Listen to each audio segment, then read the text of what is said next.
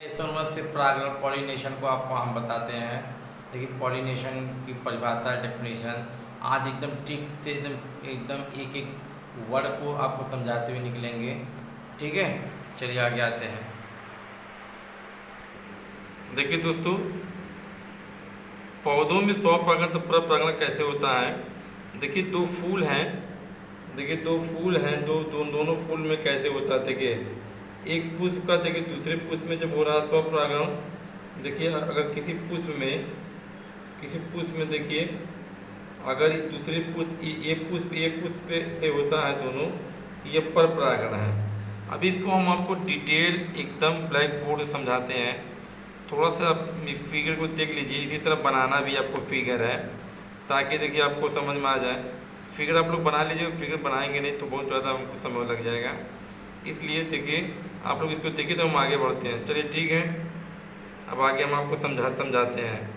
देखिए इस स्वपरागण या परपरागण को जरूर ध्यान दीजिएगा, तभी आपको ज़्यादा समझ में आएगी। अब देखिए आपको दिखाई दिया, अब तेज ना दिखाई दिया बताइए हमको। चलिए दिखाई दे रहा है एकदम बेहतरीन। देखिए आप ही लोग के लिए लगे हुए हैं। चलिए ठीक है, आगे बढ़े, आ रहा है ना। चलिए ठीक है। हेलो दोस्तों, देखिए आज आप लोगों को परागण के बारे में बताते हैं। ओके, देखिए आज आप लोगों को परागण बताते हैं। सबसे पहले आपको हमारी अपनी कोचिंग टिकी कोचिंग राइज में आपका वेलकम करते हैं। उसके बाद देखिए आपको ज़्यादा बात न करते हुए हम आगे आपको बता रहे हैं। देखिए परागण को इंग्लिश में पॉलिनेशन कहते हैं। ये देखिए लेसन 1 से है। किस लेसन से? लेसन 1 से है, जो बहुत इंपॉर्टेंट है। देखिए इसकी परिभाषा हमने 2 परिभाषा बनाई, बहुत ईजी ताकि आपको समझ। देखिए परागण का पहली परिभाषा, परागण का वर्तिकाग्र तक पहुंचना ही परागण कहलाता है। देखिए परागण क्या है? जब किसी पुष्प के, देखिए ध्यान सुनिए, जब किसी पुष्प के परागकोश से परागकणों को, देखिए जब किसी पुष्प के परागकोश से परागकणों को उसी पुष्प अथवा दूसरे पौधे के किसी पुष्प के वर्तिकाग्र पर पहुंचाने की क्रिया को परागण कहते हैं। जैसे देखिए ये कह रहा है कि जब किसी पुष्प, जैसे कोई पुष्प है आपका, तो पुष्प के परागकोश, देखिए परागकोश क्या होता है हम आपको दिखाते हैं। देखिए ये परागकोश है आपका, देखिए तब तभी आपको समझ में आएगा। देखिए ओके, तो देखिए ये आपका क्या है, ये पुंकेसर है। हमने आपको बताया था, जो अगर आप फ्लावर वाला चैप्टर आप पढ़े होंगे तो आपको जरूर उसमें ध्यान होगा। देखिए पुंकेसर है, और ये आपका क्या है, ये आपका देखिए परागकोश है। देखिए यही बात आपको बता रहे हैं, ये क्या आपका परागकोश है। ठीक, इसके अंदर जो दाने नुमा होता है, दाने नुमा जो होता है, ये आपका क्या है, परागकण है। क्या है? परागकण है, परागकण है। ओके, अब ये कह रहा है कि हमने आपको देखिए पहले ही देखिए मैंने आपको बताया है कि एक पुष्प से कैसे आपका देखिए बन रहा है। हमने आपको चित्र में देखिए बनाया है ना, बड़ा बताया दिखाया है, लेकिन दूसरी को इसीलिए इसमें अपलोड नहीं कर पा रहे हैं। अब देखिए कह रहा है कि कहाँ पहुँचाना है, वर्तिकाग्र पर। अब देखिए वर्तिकाग्र आपका क्या होता है। देखिए दोस्तों, आपको वर्तिकाग्र भी हम आपको बता दे रहे हैं। थोड़ा देखिए थोड़ा जल्दी आपको बताते हैं। देखिए ये आपका देखिए जो ये पुष्प का ये नर भाग है। पुष्प का देखिए नर भाग है। कौन सा भाग है? देखिए पुष्प का ये नर भाग है। देखिए आपको दिखाई दे रहा है ना, पुष्प ये नर भाग है, जिसे आप इसे क्या कहते हैं, पुमंग। क्या कहते हैं? पुमंग कहते हैं। और ये पुष्प का मादा भाग है, जिसे आप इसे क्या कहते हैं, बताइए, कौन बताएगा? बोलिए क्या कहते हैं? जयान। क्या कहते हैं? जयान कहते हैं। ओके, देखिए ये अंडाशय है। ये क्या है? अंडाशय है। ओके, देखिए दिखाई दे रहा आपको? नहीं, चलिए ठीक है, दिखाई दे। देखिए अंडाशय है, ये देखिए आपका वर्तिका है। ये क्या है? वर्तिका है। देखिए यही वर्तिकाग्र है। ये क्या है? वर्तिकाग्र है। अब ये कह रहा है कि जो ये परागकण है, देखिए ये परागकण जो है, ये आपको कहाँ पहुँचाना है? इसी के अंदर पहुँचाना आपको है। तब आपका क्या होगा? परागण होगा। परागण के पश्चात ही देखिए परागण में देखिए क्या बोलते हैं, परागण जो होता है इसी को निषेचन बोलते हैं। क्या बोलते हैं? निषेचन। निषेचन की क्रिया में 3 कण परागण के आते हैं अंदर। कितने अंदर आते हैं? मात्र 3 कण। 3 कण में जो 2 दाने अंदर आते हैं, एक दाने इसी जगह रुक जाता है। जो किसी कीड़ा, अगर इस मार्ग से कोई कीड़े मकोड़े अगर आ जाते हैं तो उसी जगह ये रोके रहता है, इसी को खाता रहता है। ठीक है, उसके बाद क्योंकि अगर ये अंडाशय में पहुंच जाए कीड़ा तो इसके फल को ये खा जाएगा, इसमें क्या हो जाएगा? कोई फल नहीं लगेगा। ओके, तो ये देखिए यही चीज हम आपको बताने का प्रयास कर रहे हैं कि परागण क्या है। अब आपको समझ में आ रहा है कि नहीं आ रहा? देखिए नहीं आ रहा है तो हम आपको फिर बताते हैं। देखिए आपको अगर इतना चीज आप समझ गए हो तो हम आपको बता दें। देखिए परागण क्या है कि परागकण का, देखिए परागकण है, परागकण का वर्तिकाग्र तक कैसे पहुंचाना? देखिए परागकण का वर्तिकाग्र तक पहुंचाना ही परागण का। देखिए एक सिंपल लैंग्वेज में बताया कि आप इतना ही रख लीजिए, परागकण का वर्तिकाग्र तक पहुंचाना ही क्या कहलाता है? परागण कहलाता है। बहुत सिंपल की बात है, लेकिन एग्जाम में जब लिखने को आएगा तो इतना छोटा सा लिखेंगे आपको नंबर नहीं मिलेगा। इसलिए देखिए हमने दोनों परिभाषा, ये तो आप किसी के सामने बोलेंगे तो आपको बहुत अच्छा लग रहा है, लेकिन लिखना देखो क्या है। जब किसी पुष्प के, जैसे कह रहा है कि जब किसी पुष्प, कोई भी पुष्प ले लो, जब किसी पुष्प के परागकोश से, देखिए ये कह रहा है कि परागकोश से, देखिए परागकोश से परागकणों को, देखिए परागकणों को उसी पुष्प के, देखिए उसी पुष्प के अथवा जैसे दूसरे पौधे के किसी पुष्प के वर्तिकाग्र तक, देखिए वर्तिकाग्र पर पहुंचाने की क्रिया को परागण कहते हैं। देखिए इससे अच्छा तो नहीं बता पाएंगे, अगर आपको आ रहा तो ठीक है, नहीं कोई बात ही नहीं है। फिर हमने पूरा प्रयास करके आपको बता दिया। देखिए हमने आपको बताया है कि जो परागण होता है या तो उसी पौधे में होगा। देखिए हमने आपको बताया है कि जो ये परागण हो रहा है, देखिए ध्यान से देखिए है ना परागण। देखिए हमने आपको बताया था आगे, पहले ही आपको बुक में बता दिया कि देखिए जो पुष्प है, इस पुष्प में देखिए ये देखिए स्वपरागण हो रहा है, ये पर परागण होता है ना। तो परागण देखिए 2 तरह से होता है।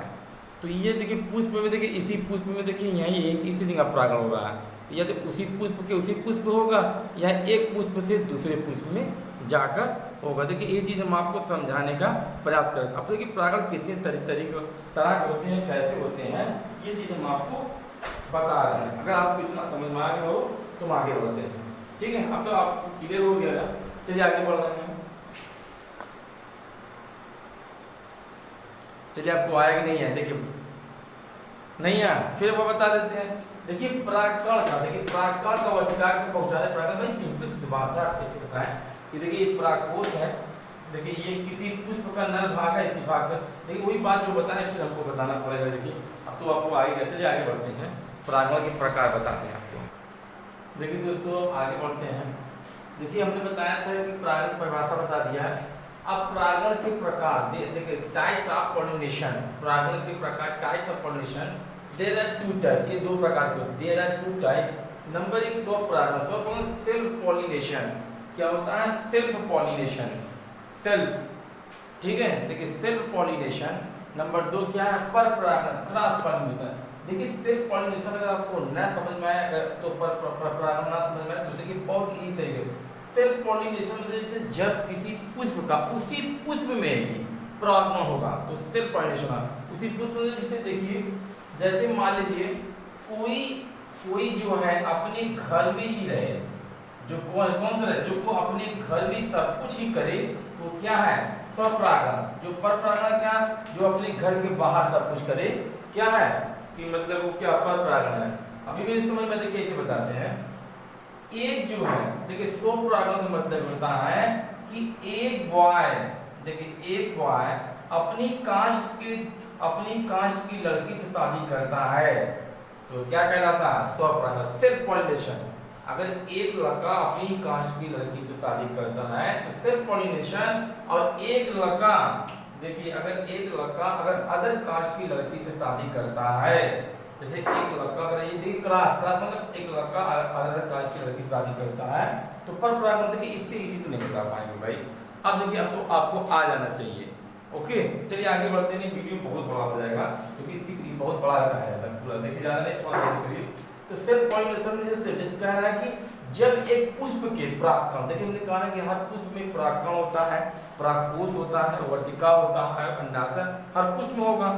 तो इसमें यही बात बताई जा रही है, ठीक है। देखिए कि जब स्वपरागण की परिभाषा देखिए बता रहा है, जब एक पुष्प के परागकण उसी पुष्प के, देखिए हमने बताया उसी पुष्प के या उसी पौधे के अन्य पुष्प के, जैसे एक पौधा है, मान लीजिए कोई आपका पौधा जैसे यह है, तो पौधे में देखिए मतलब बहुत से फूल लगे हुए हैं, देखिए यहाँ भी फूल लगे हुए हैं, मान लीजिए यहाँ भी फूल लगे हुए हैं, देखिए यहाँ भी आपका फूल लगे हुए हैं, तो यहाँ भी फूल लगे हुए हैं, देखिए यहाँ भी फूल लगे, यहाँ भी फूल लगे हुए हैं, ठीक है। तो जैसे एक पौधे के बहुत से जब फूल लगे हुए हैं तो उस पर तो वर्तिकाग्र पर पहुंचते हैं, तो उसी पुष्प में होना चाहिए, एक ही पुष्प में, क्योंकि स्वपरागण में जो स्वपरागण ये होता है कि जो पौधा होता है इसमें नर मादा दोनों एक ही होते हैं, क्या होते हैं, इसमें एक ही होते हैं, और इसमें पर परागण का नर, इसके जो इसके पुष्प में नर अलग होते हैं, मादा अलग होते हैं। तो स्वपरागण से जो यही बता रहा है कि जब एक पुष्प के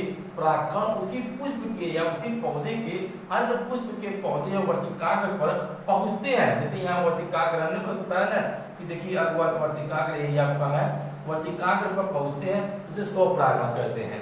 जैसे देखिए एग्जाम्पल में आपको उदाहरण दे रहे हैं, जैसे गुल मेहंदी है, मूंगफली है, खट्टी गुट्टी है, सदाबहार, लेकिन लिख किसी बताना थोड़ा जल्दी हो जाए, नहीं लिखने की वीडियो बहुत ज्यादा है, लेकिन समझ में आ गया कि स्वपरागण में क्या होता है कि एक ही पुष्प में नर मादा दोनों होते हैं, और पर परागण में क्या होता है कि इसमें नर अलग होते हैं, मादा अलग, अभी आगे बताते जाएंगे, पहले इतना तो आप समझ लीजिए। चलिए इतना हो गया, अब स्वपरागण के बताते हैं, आगे बताते हैं।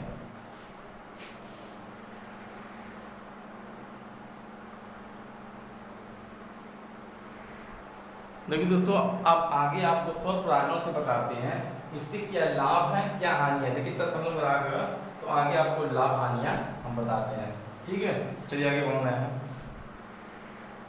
अब देखिए स्वपरागण से लाभ बताते हैं।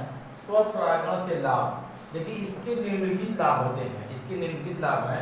देखिए नंबर 1 क्या है, परागकणों की अधिक मात्रा में, देखिए परागकणों की अधिक मात्रा में, देखिए मात्रा 2 बार लिखा गया है, देखिए परागकणों की अधिक मात्रा में आवश्यक नहीं, तो परागकणों की अधिक मात्रा में आवश्यकता नहीं होती है, यहाँ आवश्यकता बना दीजिए, आवश्यकता, देखिए परागकणों की अधिक मात्रा में आवश्यकता नहीं, तो परागकण जैसे जो बताया कि परागकण जो अधिक मात्रा में आवश्यक नहीं है, कि मतलब हमको बहुत ज्यादा चाहिए, क्योंकि एक ही पुष्प में इसमें दोनों पाए जाते हैं, इसलिए देखिए परागकणों की अधिक मात्रा में आवश्यकता नहीं होती है, नहीं है या नहीं होती, बना लीजिए, नहीं होती है, आवश्यकता नहीं होती है, चलिए बना लीजिए, नहीं होती है।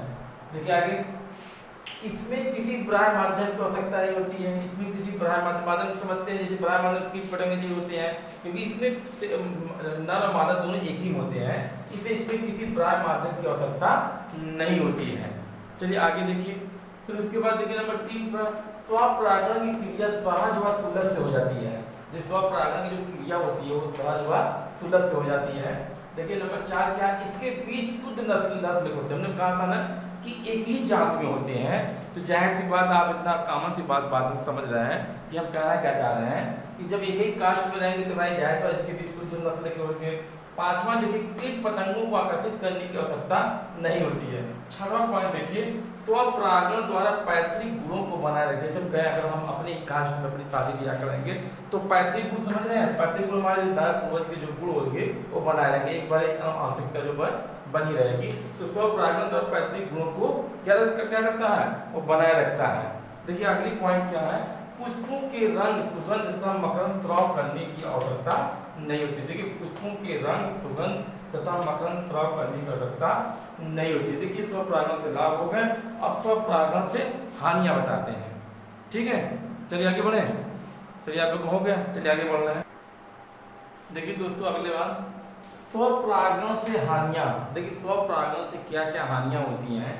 स्वपरागण, इससे निम्नलिखित हानियां होती है, तो जानते हैं इतना, इससे निम्नलिखित हानियां होती है। देखिए पहला क्या है, इसके जो बीज होते हैं पुष्पों में छोटे व हल्के होते हैं, इसके जो बीज होते हैं पुष्पों में कैसे होते हैं, छोटे व हल्के होते हैं। नंबर 2, पौधों में अच्छे व स्वस्थ पौधों के गुणों का मिश्रण नहीं होता। देखिए पौधों में अच्छे व स्वस्थ पौधों के गुणों का जो मिश्रण होता है वो नहीं होता है। नंबर 3, देखिए इस पौधे में केवल एक ही पौधे के गुण होते हैं। देखिए जानते हैं जब एक ही में नर मादा होंगे, जब एक ही घर में होंगे, इस पौधे में केवल जो एक ही पौधे के गुण होंगे, जाहिर है एक ही गुण होंगे। नंबर 4, इस परागण से उत्पन्न जो पौधे होते हैं वो दुर्बल व अस्वस्थ होते हैं। कैसे होते हैं, वो दुर्बल व अस्वस्थ होते हैं। ठीक है। देखिए नंबर 5 का पादप विकास की संभावना जो वो घटती रहती है। जो पादप विकास की संभावना जो रहती है वो क्या रहती है, वो घटती रहती है। ठीक है कि नहीं। देखिए पादप विकास की संभावना क्या घटती है। नंबर 6 के पौधों में विभिन्नताएं नहीं होती, मतलब कोई चीज जो विभिन्नताएं जो होती है उनमें किसी तरह की नहीं होती है। पौधों में जो नए लक्षणों का विकास नहीं हो पाता, नए लक्षण का विकास नहीं हो पाता है। देखिए ये क्या है, स्वपरागण से हानि है। देखिए आपको दिखाई दे रहा है ना, देखिए एकदम अच्छी तरह देख लीजिए, देखिए दिखाई दे रहा है, बड़े बड़े आपको करके दिखा रहे हैं। देखिए ओके, चलिए अब आते हैं पर परागण में। इसमें आते हैं, देखिए कोई भी चीज प्रॉब्लम आपको हो तो पूछ सकते हैं। अब आते हैं पर परागण में, देखिए बताते हैं आपको पर परागण। चलिए आगे बढ़े, चलें, ठीक है, चलिए आगे बढ़ रहे हैं। देखिए दोस्तों पर परागण की परिभाषा देखिए, ऊपर वाला मत देखिए, नीचे देखिए। पर परागण की परिभाषा, जब एक पुष्प के, देखिए जब एक पुष्प के परागण जो होते हैं उसी जाति के किसी दूसरे पौधे पर लगे पुष्प के वर्तिकाग्र पर पहुंचते हैं तो इस क्रिया को पर परागण कहते हैं। जैसे पपीता, देखिए पपीता लगता है कभी बंजा हो जाता है। क्यों हो जाता है, क्योंकि इसमें जो पर परागण में जो नर और मादा अलग अलग होते हैं। नर मादा क्या होते हैं, अलग अलग होते हैं। तो जब एक पुष्प का जैसे एक जो कोई पुष्प है उसी जात के दूसरे, जैसे जब एक पुष्प का नर है उसी जात के दूसरे मादा पुष्प से, जैसे उसी जात के दूसरे मादा पुष्प वर्तिकाग्र पर जब पहुंचेगा, जैसे उसमें निषेचन होगा तब इस क्रिया में फल लगेगा, अन्यथा वो फल नहीं लगेगा। देखिए आपको सिंपल तरीके से बता दिए। अब पर परागण से आपको देखिए नहीं समझ में आएगा, फिर बता देते हैं। पर परागण, जब एक पुष्प के परागण उसी जाति के किसी दूसरे पौधे पर लगे पुष्प के वर्तिकाग्र पर पहुंचते हैं तो इस क्रिया को पर परागण कहते हैं। अब पर परागण से देखिए लाभ बताते हैं, पर परागण से हानियां बताते हैं। देखिए आप लोग फटाफट राइट कर लीजिए, तब आपको बता रहे थे, ठीक है। चलिए आगे बढ़ रहे हैं। देखिए दोस्तों पर परागण से लाभ, पर परागण से लाभ इसके निम्नलिखित लाभ होते हैं। जैसे इसके निम्नलिखित लाभ, पहले लाभ देखिए परागकणों की अधिक मात्रा में आवश्यकता होती है। देखिए परागकणों की जो होती है अधिक मात्रा में आवश्यकता होती है। क्यों होती है, क्योंकि इसके नर मादा अलग होते हैं। कोई जरूरी नहीं कि इसके वर्तिकाग्र में जो इसका वर्तिकाग्र होता है इसके वर्तिकाग्र में जो इसके परागकण एक ही चला जाए, इसलिए इसमें जो होती है परागकणों की अधिक मात्रा में आवश्यकता होती है। नंबर 2 देखिए इसमें किसी बाह्य माध्यम की आवश्यकता, जैसे कि इसमें किसी बाह्य माध्यम की आवश्यकता होती है। बाह्य माध्यम जैसे इसमें कोई कीट, वायु, जल, ठीक है, जंतु, इसकी बाह्य माध्यम की आवश्यकता होती है। नंबर 3 पर परागण की क्रिया बहुत कठिन है। पर परागण की क्रिया जो होती है बहुत कठिन तरीके से होती है, बहुत कठिन होती है। देखिए इसके जो बीज सुंदर, मजबूत व स्वस्थ होते हैं। किसके, पर परागण के, इसके बीज सुंदर, मजबूत व स्वस्थ होते हैं। नंबर 5 कीट पतंगों को आकर्षित करने की आवश्यकता होती है। इसमें देखिए कीट पतंगों को उसमें नहीं होती है, इसमें होती है। देखिए इसीलिए हमने एक ही वीडियो से दोनों बता रहे हैं कि कीट पतंगों को आकर्षित करने की आवश्यकता होती है। देखिए आपको समझ में आ रहा है नहीं एकदम पूरा। देखिए बहुत नीचे तक आपको 12 पॉइंट लिखवा दिए हैं ताकि आपको कोई प्रॉब्लम ना होने पाए, ठीक है। चलिए देखिए कीट पतंगों को आकर्षित करने की आवश्यकता होती है। नंबर 6 स्वपरागण द्वारा पैतृक गुणों को बनाए नहीं रखते। इसमें जानते हैं कि भाई अलग अलग हो गए तो पैतृक गुण जो होता है, जो आनुवंशिकता होती है वो नहीं बनी रहती है। देखिए नंबर 7 पुष्पों के रंग, सुगंध तथा मकरंद स्राव करने की आवश्यकता होती है। इसमें जानते हैं कि अगर सुगंध नहीं रहेंगे, अच्छे नहीं रहेंगे तो क्या कीड़े मकोड़े इस पे बैठेंगे नहीं। देखिए दिखाई दे रहा है ना। चलिए आगे देखते हैं। देखिए नंबर 8 पर है बीजों की संख्या अधिक होती है। इसमें देखिए बीजों की संख्या क्या होती है, अधिक होती है। नंबर देखिए 9 वालियां व फल अधिक बनते हैं। वालियां जानते हैं जो उसकी वालियां होती हैं, जैसे गेहूं की जो वालियां होती हैं, तो वो बता रहा है कि वालियां और फल देखिए इसमें अधिक बनते हैं। किसमें पर परागण में। देखिए फिर अगला क्या, 10वां क्या है, देखिए 9 पॉइंट हो गया। 10वां पॉइंट है विकास व अनुकूलन की संभावना बढ़ती है। देखिए विकास व अनुकूलन की संभावना बढ़ती है। देखिए थोड़ा ब्लैक बोर्ड की जगह कम थी, इसे तो हमने बना के लिखे, थोड़ा आप समझ लीजिएगा। देखिए विकास व अनुकूलन की संभावना बढ़ती है। देखिए 11वां पॉइंट है, नई नई जाति के बीज उत्पन्न होते हैं। देखिए इस यहाँ पर थोड़ा बढ़ा लीजिएगा, इस पौधे में देखिए इस मतलब कि स्वपरागण में ऐसे लिख दीजिएगा कि पर परागण में नई नई जाति के बीज उत्पन्न होते हैं। ठीक है, चलिए देखिए आगे बढ़ते हैं, चलिए आगे बढ़े। देखिए इसमें आगे कि नई नई जाति के जो बीज उत्पन्न होते हैं। देखिए 12वां पॉइंट, पौधों में नए लक्षणों का समावेश होता है। पौधों में क्या होता है, नए लक्षणों का समावेश होता है। इसमें नए नए लक्षण आ जाते हैं। देखिए ये इसके लाभ है, अब इसकी हानियां हम आपको बता रहे हैं। ओके, चलिए आगे बढ़ते हैं। देखिए दोस्तों पर परागण से हानियां, देखिए पर परागण से हानि, इससे निम्नलिखित हानियां होती हैं। पहले देखिए कौन कौन सी हानियां होती है। इसके बीज और पुष्पों में छोटे और हल्के नहीं होते हैं। ठीक है, देखिए इसके जो बीज होते हैं पुष्पों में छोटे व हल्के नहीं होते हैं। देखिए पौधों में अच्छे व स्वस्थ पौधों के गुणों का मिश्रण होता है। इसमें क्या होता है, पौधों में अच्छे व स्वस्थ पौधों के गुणों का मिश्रण होता है। नंबर 3 क्या है, इस पौधे में अलग अलग पौधे के गुण होते हैं। क्या होते हैं, इस पौधे में अलग अलग पौधों के गुण होते हैं। नंबर 4 का, इस परागण से उत्पन्न पौधे मजबूत होते हैं। क्या होते हैं, मजबूत होते हैं। देखिए आपको दिखाई दे रहा है नहीं दे रहा है, देखिए दिखाई दे रहा है ना। चलिए ठीक है, देखिए आगे बढ़ते हैं, दिखाई दे रहा है। चलिए आगे बढ़ते हैं। देखिए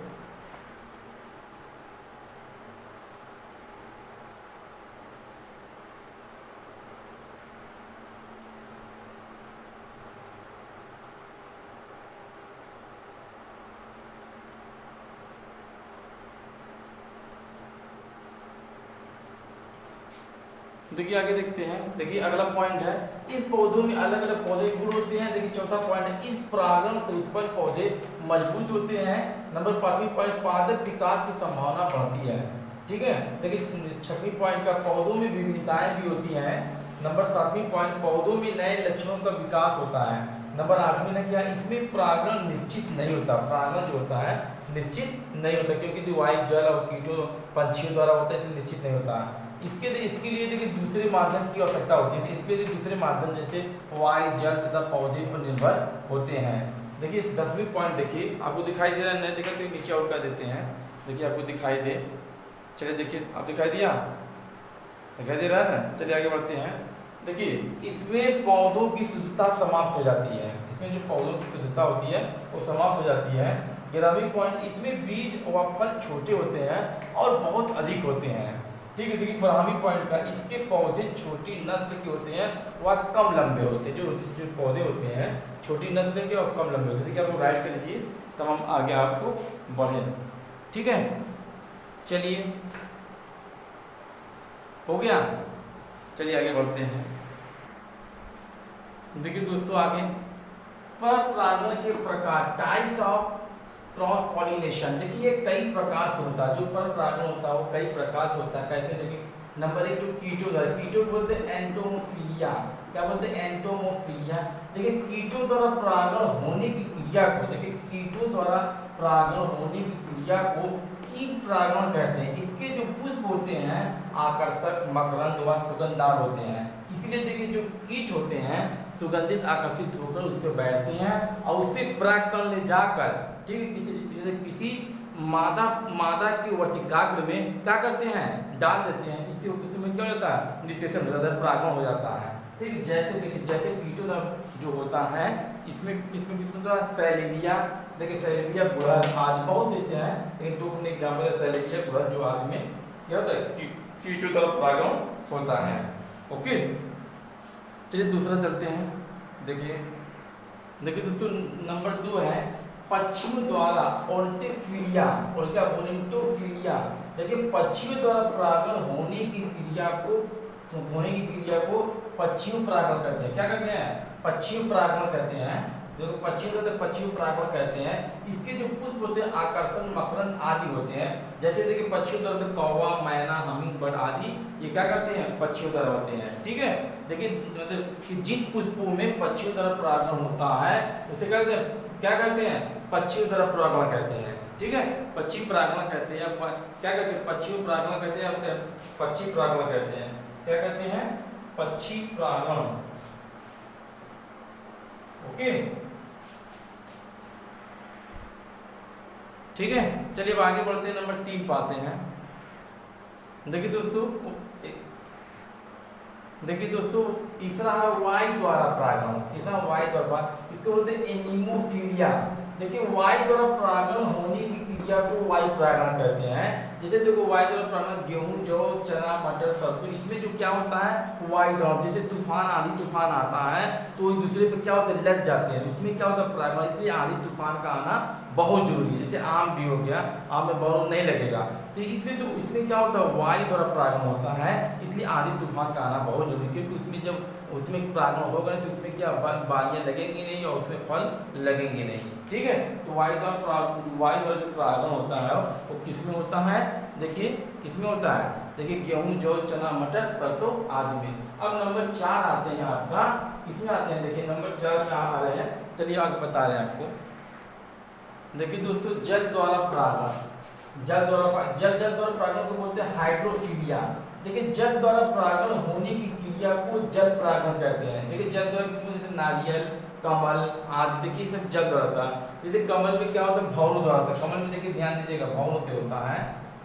ओके, लेकिन नारियल है, नारियल से जो परागण होता है किससे होता है, वो क्या होता है कि पानी के द्वारा होता है। जैसे बड़े बड़े जैसे तूफान आते हैं तो उसमें क्या होता है कि पानियों में जो परागण होते हैं, जो पानी होते हैं, पानी में जो परागण होते हैं वो बहते बहते क्या करते हैं दूसरे में जाते हैं और दूसरे पौधे को वर्तिकाग में डाल देते हैं। तो जो जिसके द्वारा जल द्वारा परागण होगा उसको जल परागण कहा जाएगा। ठीक है, अब देखिए लास्ट और 5वां पॉइंट हम आपको दिखा रहे हैं। चलिए हो गया आपका, चलिए आगे बढ़े, चले। देखिए दोस्तों 5वां है जंतु द्वारा। जंतु द्वारा को बोलते हैं जूफिलिया। देखिए ठीक है, जंतु द्वारा परागण होने की क्रिया को जंतु परागण कहते हैं। जंतु परागण में क्या होता है, इसमें बड़े बड़े जंतुओं द्वारा होता है। किस क्या होता है, बड़े बड़े जंतुओं में होता है। जैसे हम लोग क्या करते हैं कि किसी फूल को ऐसे फूल को लेते जाते हैं और क्या करते हैं जो परागण होता है किसी के परागण को किसी वर्तिकाग्र में क्या करते हैं हाथों द्वारा पहुंचा देते हैं। तो इस क्रिया को क्या कहते हैं, जूफिया कहते हैं, मतलब जंतु द्वारा परागण करते हैं। हम भी एक जंतु है, हम लोग भी क्या है जंतु हैं। देखिए जैसे रफलेसिया बहुत बड़ा फूल है, रफलेसिया बहुत बड़ा फूल है, इसमें परागण किसके द्वारा होता है, हाथी द्वारा होता है। हाथी अपने सूंड उसको क्या करती है, पकड़ती है। ये 40 किलो का फूल होता है, ध्यान दीजिएगा, ये 40 किलो का फूल होता है। कितने केजी का होता है, 40 किलो का फूल है। सबसे बड़ा फूल क्या है, 40 किलो का फूल रफलेसिया है, जो हाथी द्वारा होता है। ठीक है, तो दुनिया का सबसे बड़ा फूल देखिए रफलेसिया है, ठीक है, जो हाथी द्वारा इसमें परागण होता है। और जुल्फिया जो सबसे छोटा फूल, सबसे छोटा फूल है, ठीक है, जो जिसके द्वारा हम जंतुओं के द्वारा उसमें परागण होता है। ठीक है, क्योंकि इसमें हम लोग क्या करते हैं, कि जो परागण होता है वही परागण को वर्तिकाग्र तक पहुंचाने का काम करते हैं। देखिए जंतु द्वारा होता है। ये देखिए हमारा परागण समाप्त हो गया। अब इसमें एक पॉइंट हमारा और क्या बचा है, इसमें अंतर बचा, चलिए हम आपको उसको भी बता देते हैं। देखिए दोस्तों आगे देखिए स्वपरागण और परपरागण में अंतर। देखिए स्वपरागण परपरागण अंतर जो पहला लिखिए, देखिए क्या होता है, देखिए इधर डालिए स्वपरागण, क्या होता है स्वपरागण, क्या डालेंगे स्वपरागण डालेंगे और इधर डालेंगे परपरागण, क्या डालेंगे पर। अब इसी से देखिए आपको क्लियर हो जाएगा कि हम क्या कहना चाह रहे हैं, आप क्या समझ रहे हैं। देखिए स्वपरागण में सबसे पहले देखिए क्या होता है कि नंबर 1 एक ही पुष्प में होता है। देखिए स्वपरागण जो होता है, स्वपरागण ऐसे देखिए यह एक ही पुष्प में होता है, यह एक ही पुष्प में होता है, एक ही पुष्प में होता है, पुष्प में होता है। ओके, इसमें लिखिए नंबर 1 में यह अलग अलग पुष्पों में होता है, यह अलग अलग, यहाँ डालने देखिए अलग अलग, इसका जस्ट अपोजिट है, अलग अलग पुष्पों में होता है, पुष्पों में होता है। ओके, देखिए नंबर 2 इसमें किसी प्रकार साधन की आवश्यकता नहीं होती है, इसमें किसी ब्रह्म साधन की आवश्यकता नहीं होती है, की आवश्यकता, बड़ा साधन की आवश्यकता नहीं होती है। ठीक है, इसमें देखिए इसमें क्या है, इसमें बड़ा साधन की आवश्यकता होती है, जैसे वायु जल। ठीक है, इसमें लिख दीजिए, इसमें बड़ा साधन की आवश्यकता होती है, की आवश्यकता होती है, जैसे वायु जल जंतु आदि। देखिए मैं आपको बताया था ना, इसमें बड़ा साधन के बिना पर परागण नहीं हो सकता। देखिए इसमें कम से कम 5-6 पॉइंट लिखना है। पॉइंट नंबर 3 पाइए, तीसरा क्या रहेगा, बताइए, मतलब तीसरा पॉइंट क्या लिखें, इसमें नर और मादा एक ही पुष्प होते हैं। देखिए यहाँ लिख दीजिए, इसमें नर व मादा एक ही पुष्प में होते हैं, एक ही पुष्प में होते हैं,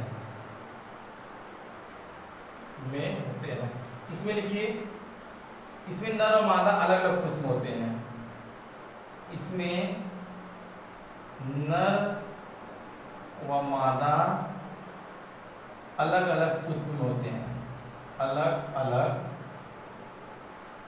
पुष्प में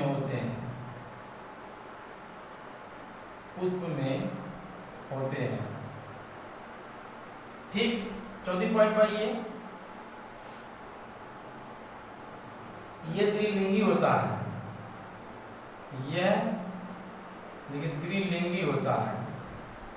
क्या होता है, यह त्रिलिंगी होता है, और यह क्या होता है, एक लिंगी होता है, यह एक लिंगी होता है। ठीक ना, 5वीं पॉइंट पाइए,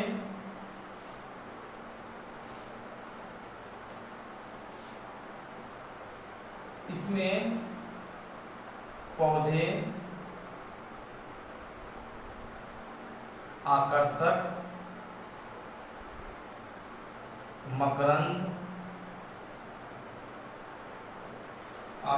मकरंद व सुंदर नहीं होते हैं, और सुंदर या रंग बिरंगे नहीं होते हैं। अब इसमें देखिए होते हैं, एक जस्ट जो नहीं है लगा दीजिए इसमें।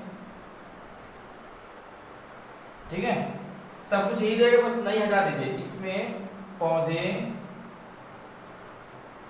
आकर्षक मकरंद,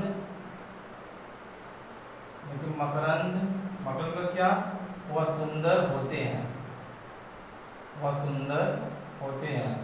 क्यों होते हैं, क्योंकि अगर सुंदर नहीं होंगे तो इसके कीट मकोड़े जो हैं इसमें बैठेंगे ही नहीं, और कीट मकोड़े बैठेंगे नहीं तो परागकण की जो ले जाकर इसमें नहीं डालेंगे, वर्तिकाग्र में डालेंगे ही नहीं, तो इससे जिससे निषेचन होगा नहीं, परागकण नहीं होगा। ओके, देखिए 5 पॉइंट लिखवा देगा, पॉइंट और लिखवा दिए। 5 पॉइंट बहुत है, बताइए, एक पॉइंट और लिखवा दे। देखिए एक पॉइंट और लिख लीजिए,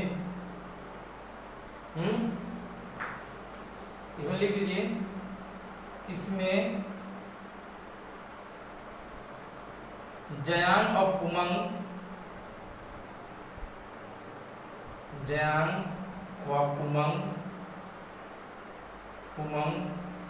एक ही पौधे होते हैं, एक ही पुष्प में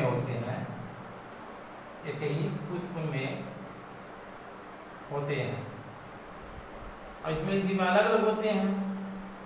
छठी को देखिए, इसमें जयांग व पुमंग क्या होते हैं, अलग अलग पौधे में होते हैं, अलग अलग पौधों में होते हैं,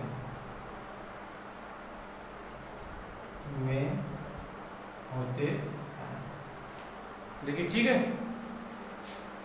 चलिए इतनी पॉइंट बहुत लिखा दिए, अब आपको नया तो फिर बस पढ़ बता दें, आपको आ रहा है, चलिए वो पढ़ देते हैं। देखिए स्वपरागण परपरागण, यह एक देखिए यह एक जो स्वपरागण होता है ये एक पुष्प में होता है, यह अलग अलग पुष्प में होता है। इसमें किसी बड़ा साधन की आवश्यकता नहीं होती है, इसमें बड़ा साधन की आवश्यकता होती है, जैसे वायु जल जंतु आदि द्वारा बताया है। देखिए इसमें नर और मादा एक ही पुष्प में होते हैं, इसमें नर और मादा अलग अलग पुष्प में होते हैं। देखिए ये द्विलिंगी होता है, यह एक लिंगी होता है। देखिए पांचवा का, इसमें पौधे आकर्षण मकरंद व सुगंध नहीं होते हैं, इसमें पौधे आकर्षण मकरंद और सुगंध होते हैं। देखिए छठवीं पॉइंट है, इसमें जयांग और पुमंग एक ही पुष्प होते हैं, इसमें जयांग और पुमंग अलग अलग पौधे होते हैं। देखिए आप लोग को कैसा लगा ये वीडियो कैसा लगा, देखिए हम आप लोगों के लिए मेहनत करके बनाए। अगर आप लोगों को अच्छा लग रहा है तो मेरे चैनल को लाइक सब्सक्राइब, नहीं लग रहा कोई बात है। देखिए लैंग्वेज में बहुत ईजी करके बनाने का प्रयास किया, लेकिन देखिए मैंने एक ही वीडियो बनाया, बहुत अच्छे तरह की प्रावधान बहुत इंपॉर्टेंट है, ताकि आपको आसानी से याद हो जाए, आपको आसानी से याद हो जाए, आसानी से समझ सके, आप मेरी भाषा देखिए लैंग्वेज जो है इसको आसानी से समझ सके। कई किताबों का कलेक्शन मिलाने के बाद हमने क्या इस लैंग्वेज को बनाया है, आपको समझाने का प्रयास किया। अगर आपको नहीं समझ में कमेंट बॉक्स में बताइएगा, अगर आपको समझ में आए तो चैनल को जरूर लाइक सब्सक्राइब करेगा, अन्यथा कोई बात, आप मेरे वीडियो को देख लिए, इससे बड़ी कोई बात नहीं है। Thank for watching my this video, good night.